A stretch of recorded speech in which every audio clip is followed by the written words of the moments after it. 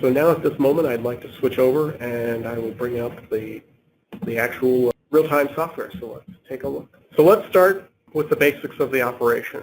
On the dashboard, this is where the operations managers and operations will work and start their day. So across the top, we have a status indicator showing the 4 components of the system.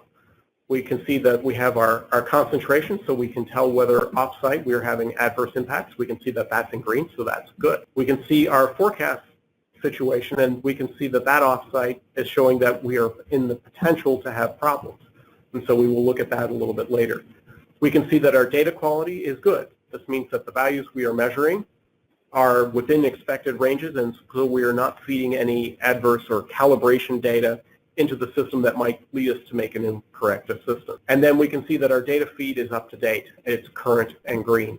Because we rely on real-time off-site sensors, we rely on satellite data and other feeds of important data into the system, we need to know that what we're looking at is current. If this were out of date, we would not have an indicator that the system was giving us incorrect data that could be potentially harmful to us. Now on this dashboard, this is what an operator will typically see.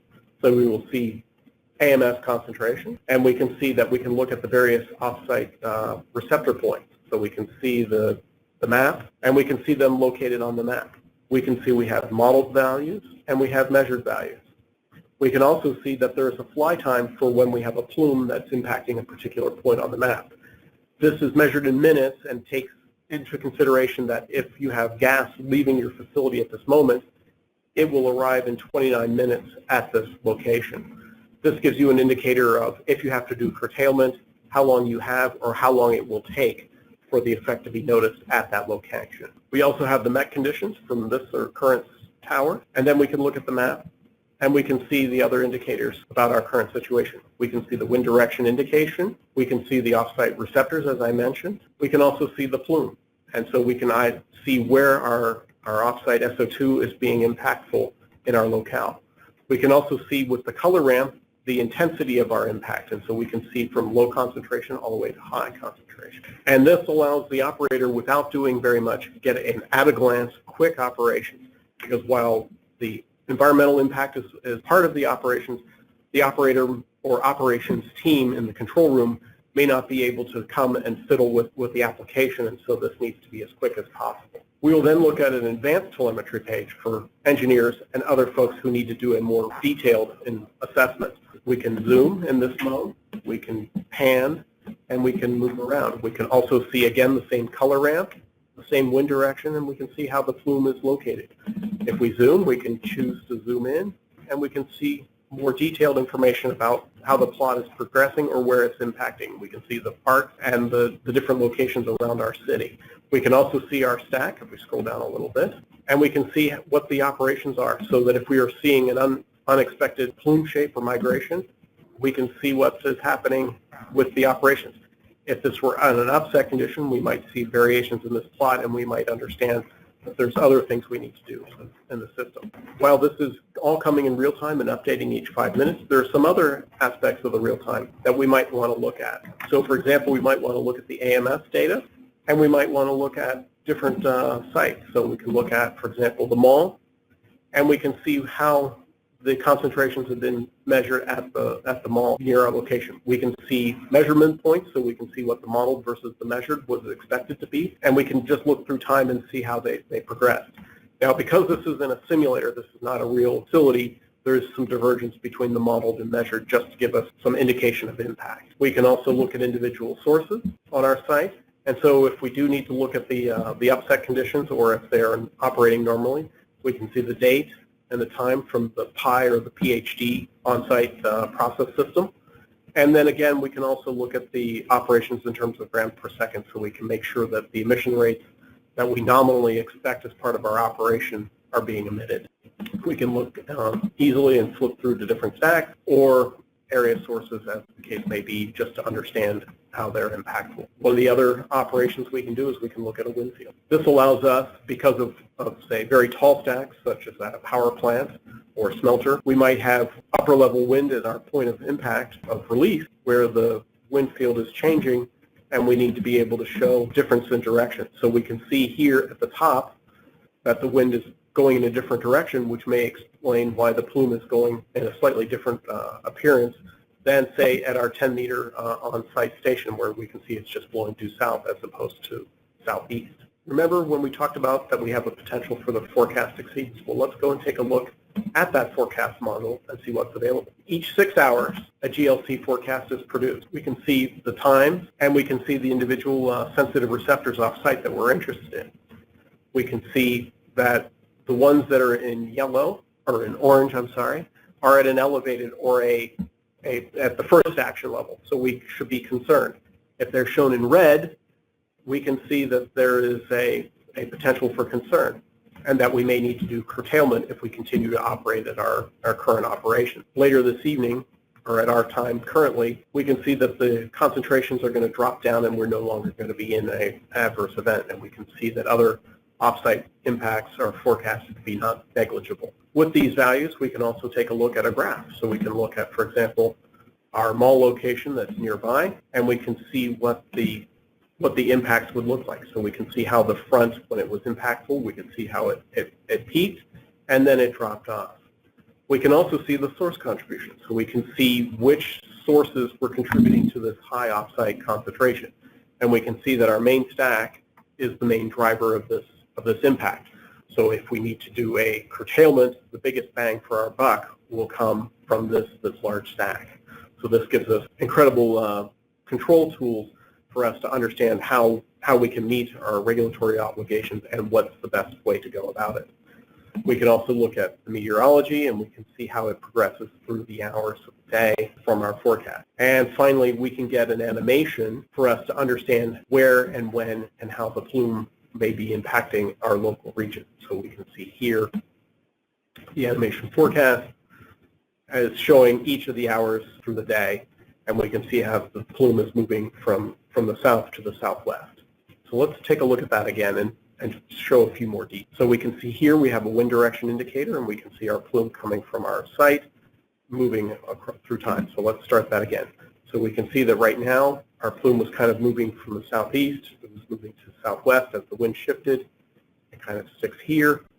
And then we can see that ultimately at the end of our forecast that we expect that the wind will be blowing toward the southwest, and that we can see that we have some high points here.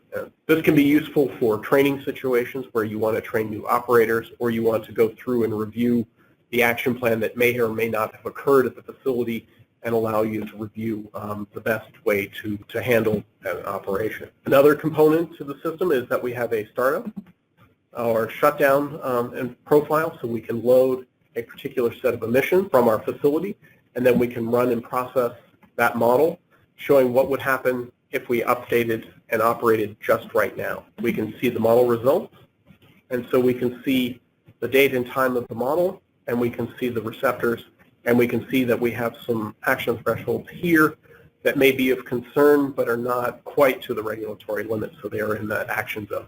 And then we can see also that as time progresses through our startup operation, that our concentrations trail off at not only at this location, but at the other locations as we go through our startup operations. And then as we can see, by the end of it, we're clean. Now, if we would like to see an animation of what that might look like, we can again go and click on the animation, and we can see, again, like we did in the real time and in the forecast, we can see the wind direction, and we can see the plume and its impact as we go through our startup. If we wish to give that to an individual, we can save this off, and we can email it by right-clicking here, and we can save it. I'm going to exit out of that, but just to know that we can share this, each and every one of these animations, so we can share it with senior management or the operations team or a different part of our plant. Another important piece is that there is information, so we can see an alarm history, model run status, so that we can understand if and when we've had alarms and what has happened. So we can see that we had a real-time breach at one point during the day, and we can also see different other types of alarms. So we can see all the alarms that we have resolved. We can see if there's any issues with our data feed, and we can see that there is none. And we can also run a diagnostic. Because the AQMIS RT system integrates lots and lots of data from different devices, satellite information, and other internet feeds, we need to make sure that it's always operating and running because if you're acquiring such a system, you need to know that if you're relying on the information that is correct and operating. Again, I'd like to go back and just look again at the dashboard and just remind of some of the key points of what we saw. Remember, I indicated that we have our status indicators that we can use at a glance that's on every page. This gives us an idea of whether we're having current conflicts or impacts off-site. We can see our forecasts as potential problems. We can see our data quality is good, and we can see our data feed is good. And again, we can still see, as we can see, that the plumes shifted slightly since we were here because it is updated, and we can see where it's having impacts on the plot. We can also move the mouse over and we can see the concentrations from high to low if we want to impact or know what's happening. Some other items we can do is just to sum up. We can look at the water park, for example, and we can see the sources and what their contribution are to these points. Again, these are just to allow the operator to quickly look at the situation and then make the best decision for their plan. So let me return back to our presentation and we'll talk a little bit about the closure. How long does something like this take to get started? So from a kickoff time point, say January 2nd, through the conceptual model phase, site characterization, data acquisition, integration, IT and security, commissioning and training, takes roughly 90 to 120 days, depending on the logistics and the complexity of the system. As always, there is ongoing support by our company, and that continues. I do want to give a small warning, an issue that many people have tried to copy this type of a system, and many have failed dramatically. This is not an R&D, but something that you need to worry about as an ongoing operation because it's mission critical. I thank you for your time, and I will open the floor for some questions. There is a question about how it performs in complex terrain. The system fully integrates complex terrain, as the CalPUF model is quite capable in those types of scenarios. There is a calibration phase that will allow that to be integrated. There is a question as whether this system can be used in South America. Absolutely. There is no reason that it can't, because the forecast data that we rely on is worldwide and global. So that should not present a problem. The on-site sensors, these are often required under your permitted operations as it is. While you do not need to have off-site sensors, we do recommend it because it allows you to have an understanding of what's truly being impactful and measured. This can then be used to improve and calibrate the system and ensure that if the model is somehow gone into a out of sync, that you have a way to verify that absolutely you are not having adverse impacts off-site. With regards to their expensiveness, that depends on the branded manufacturer that you want to use to deploy. I'll hold on for another 60 seconds. If you think of a question later, I encourage you to reach out to our U.S. operations manager, Mr. Brian Matthews, using brian.matthews@weblakes.com. And if there is, you can contact him, or you can also contact info@weblakes.com if you have a question that you would like answered. A couple of other questions have come up. Is there a specific GIS software platform needed? No. All of the mapping that you saw was provided and integrated into the solution. There is not a need for an external application such as ArcGIS or any of that nature. So the application is self-contained and is supplied. Could this system be offered for mining sites? Absolutely. Mining and smelting is a common application for this solution, and it can be used not only at the smelt level, but it could also be used at mining sites. Question is, what is the key difference between FETS and AQMIS? The AQMIS RT, the RT component, is principally on a real-time basis. The other parts of the AQMIS system that we have shown, and maybe also known as FETS, is that the other parts contain other modules such as compliance modeling and emissions inventory. The AQMIS RT system that we're showing today is solely on real-time. Yes, absolutely. There's a question is, could the model be used to input data from two different facilities and demonstrate where exceedances are coming from in situations where there are two or more facilities very closely located? Absolutely. Because of the source attribution, it is possible to understand the data feed and where you would have attribution from which facility. Now, if the plumes are, of course, in line, say you have something where the facilities are lined up east-west and you had something blowing from west to east, you may not always be able to understand the magnitude of the impact, but in those cases when they are not overlapping, that you would definitely be able to do a better attribution. What are the costs associated with running AQMIS?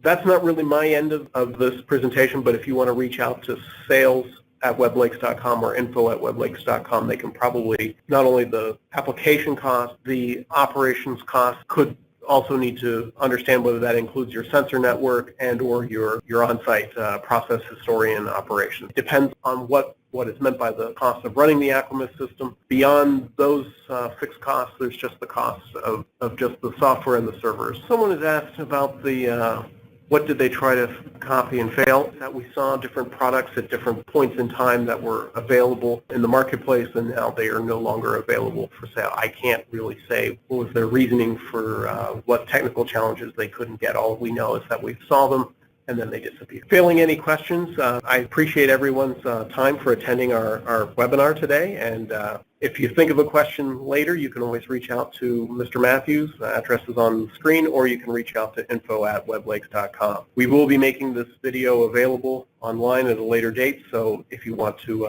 review or refresh, we certainly can make that happen. Again, I appreciate everybody's time for attending today, and we look forward to talking to you in the future.